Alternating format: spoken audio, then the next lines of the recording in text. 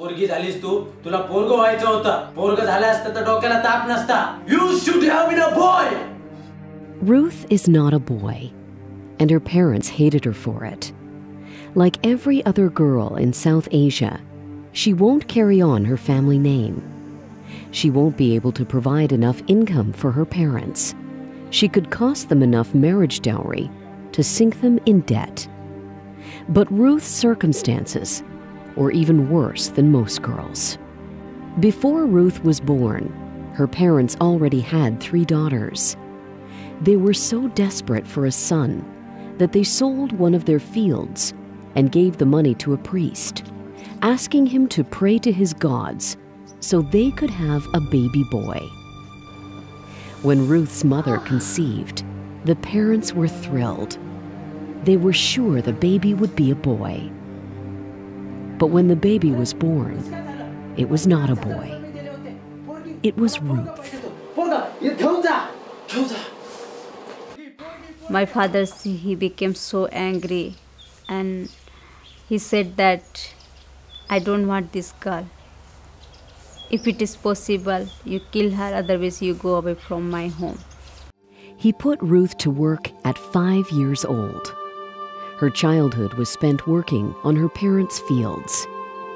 They didn't give her enough to eat, and they rarely bought her clothes. Their hatred was all she knew. Slowly, she mustered up the courage to ask her parents why they abused her. You should have been a boy. After that night, her father wouldn't talk to her. He didn't even want to look at her anymore. Then, and since that time, some sisters were also coming in our home. And when they saw me, when they look at my life, they ask me, why do you don't have clothes? I don't have any answer to give them. By seeing their love, I become so closer to them.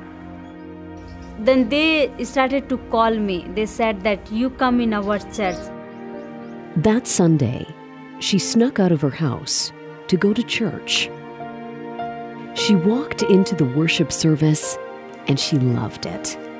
The pastor was preaching from John 1 verse 12, which shares that all who believe in Christ's name are given the right to become children of God. He also preached from John 3 verse 16, sharing that as opposed to the gods most of their culture worships, the one true God loves us. Pastor, he was preaching. And these 2 verses touched me so much. I was unable to control myself. I just cry out loudly. I told Lord, today is the one thing that I learned. Today is this day when I saw your love. This many days I was like beggar for love. Somebody may love me. Somebody will care for me. Somebody can ask me, how are you? But never did. But after knowing these sisters only, I come to know that somebody loved me. The women missionaries gave Ruth a New Testament, and she took it with her wherever she went. Her family situation didn't change, but she did. The women missionaries began mentoring her, and 2 years later, she decided she wanted to go to Bible college to serve the Lord. Before she left, she went to show her father a cultural sign of respect by touching his feet. I asked my father to just bless me, but instead of blessing, he doesn't allow me to touch his feet. As Ruth knelt down to touch her father's feet, he kicked her in the face. With that, Ruth left behind the only life she'd known and went to Bible college.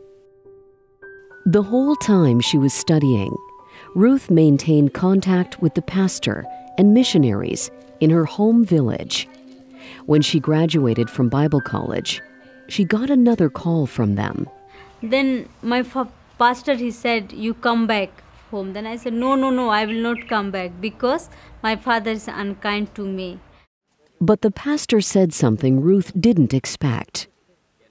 Your father is following Jesus now. He's asking how you are doing. So Ruth went home. It had been 3 years since she had seen her father. As the bus pulled up to the stop, she saw him again, and she didn't know how to feel. As she came off the bus, she again knelt down to touch her father's feet.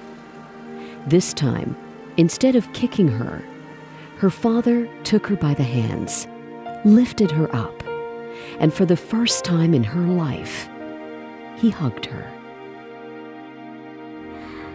That was the very precious day for me. I feel like heaven has come down. And after that day onwards, my father, I never seen him any more angry with me. Ruth spent a few weeks with her family, then joined a women's team, just like the one that had first brought her hope. She went from village to village, sharing the love of God with downtrodden women. Everywhere she went, she shared her testimony. 8 months later, she got a call asking her to return to the Bible college to oversee the girls' dormitory. If those first women missionaries hadn't come to her village, she doesn't know where she would be today. But because they did, she can now bring hope to thousands of other women across South Asia. And the same thing I want to see in coming days. Many sisters may raise for the God's ministry. Many sisters may raise who will say that, yeah, I will go, I will do. Let many sisters become up. And then we may make a new history for the world and for Christ.